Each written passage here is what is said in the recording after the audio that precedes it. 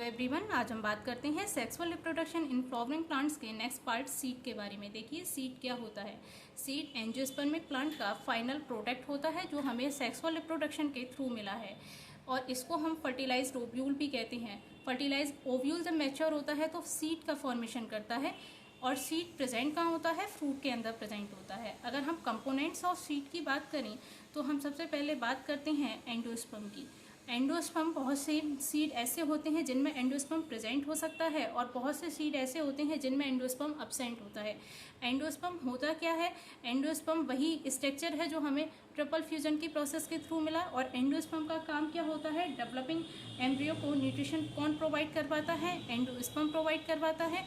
तो एंडोस्पर्म, अगर कोई सीड ऐसा है जो कंप्लीट न्यूट्रिशन एंडोस्पर्म से अपनी तरफ खींच लेता है तो ऐसे सीड में एंडोस्पर्म क्या होगा? अब्सेंट होगा।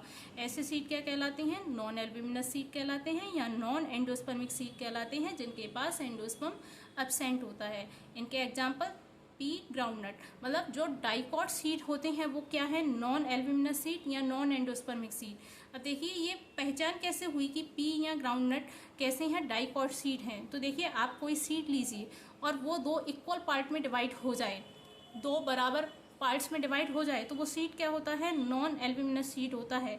अगर कोई सीड दो इक्वल पार्ट में डिवाइड नहीं हो रहा है तो वो कैसा सीड होता है? मोनोकॉट सीड होता है। तो डाइकॉट सीड किसके एग्जाम्पल होते हैं? नॉन एल्ब्यूमिनस सीड के। लेकिन इसके साथ ही कुछ एक्सेप्शन भी हैं, जैसे castor, sunflower and Solanaceae family के मेंबर, ये कैसे हैं? डाइकॉट एंडोस्पर्मिक सीड हैं। डाइकॉट सीड हैं लेकिन बावजूद इसके कैसे हैं? एल्ब्यूमिनस या एंडोस्पर्मिक। दूसरी तरह के सीड किस तरह के हो सकते हैं? Albuminous seed. क्या मतलब है? जिसमें एंडोस्पर्म प्रेजेंट होता है वो क्या होते हैं? एल्ब्यूमिनस सीड होते हैं। जैसे मोनोकॉट के एग्जांपल्स किस में आते हैं? एल्ब्यूमिनस सीड में। राइस है, व्हीट है, ये क्या है? मोनोकॉट सीड है और एल्ब्यूमिनस सीड के एग्जाम्पल है। लेकिन इसमें भी एक्सेप्शन क्या है? ऑर्चिड। ऑर्चिड इसका क्या है? एक्सेप्शन है, जो किस तरह का होता है? नॉन एल्ब्यूमिनस सीड होता है। नेक्स्ट अब हम बात करें न्यूसेलस के बेस पर। न्यूसेलस के बेस पर भी सीड दो तरह के हो सकते हैं, अगर न्यूसेलस प्रेजेंट है या न्यूसेलस अब्सेंट है। तो देखिए अगर न्यूसेलस प्रेजेंट होता है तो ऐसे सीड को हम पेरिस्पर्मिक सीड कहते हैं। और पेरिस्पर्मिक सीड के एग्जाम्पल्स क्या है हमारे पास? Black pepper and beetroot. अगर न्यूसेलस प्रेजेंट है तो इस तरह का सीड क्या कहलाता है?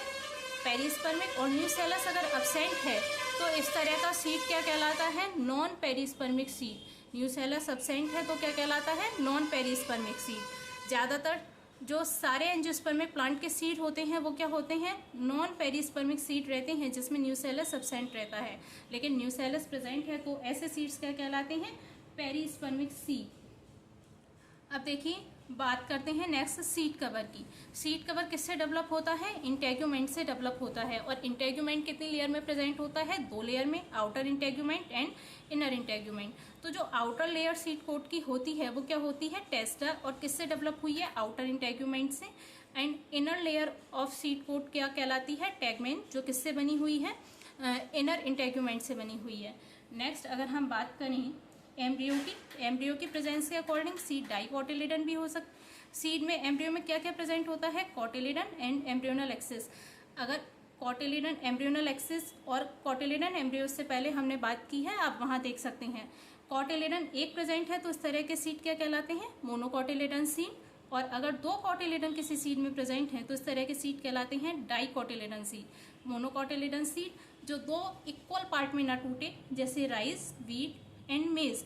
एंड डाइकोटिलेडन सीड जो दो इक्वल पार्ट्स में डिवाइड हो जाए, जैसे पी, ग्राम एंड पीनट। ये किसके एग्जाम्पल हैं? डाइकोटिलेडन सीड के एग्जाम्पल हैं।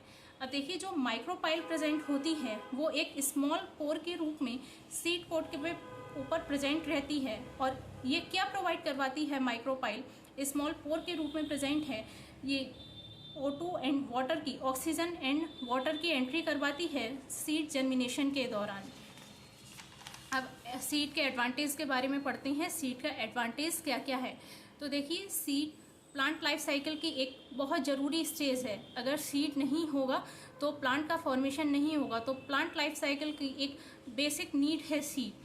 अगर सीड प्रेजेंट है तो सीड के ऊपर क्या प्रेजेंट होता है? सीड कोट प्रेजेंट होता है। सीड कोट सीड को क्या प्रोवाइड करवाता है? प्रोटेक्शन प्रोवाइड करवाता है। और सीड कोट का फॉर्मेशन किससे हो रहा है?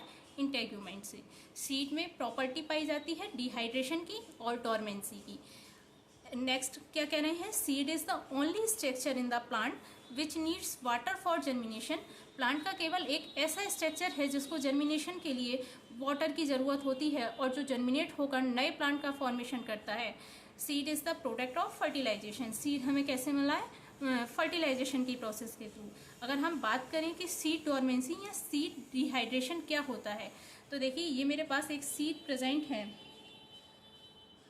और ये सीड में जो दिखाई दे रहा है ये क्या है, माइक्रोपाइल, जो एक स्मॉल ओपनिंग के रूप में, ओपन पोर के रूप में प्रेजेंट है सीड के ऊपर।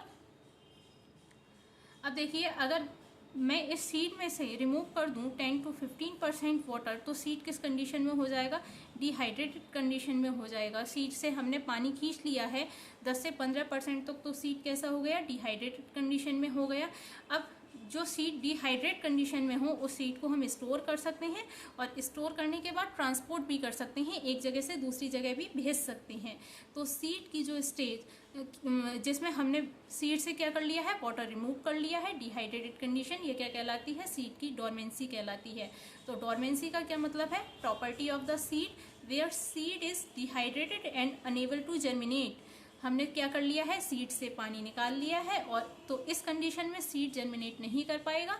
ऐसे इस कंडीशन में हम सीड को स्टोर भी कर सकते हैं और ट्रांसपोर्ट भी कर सकते हैं। तो हम क्या बोल सकते हैं सीड डोरमेंसी को, sleeping stage of the seed.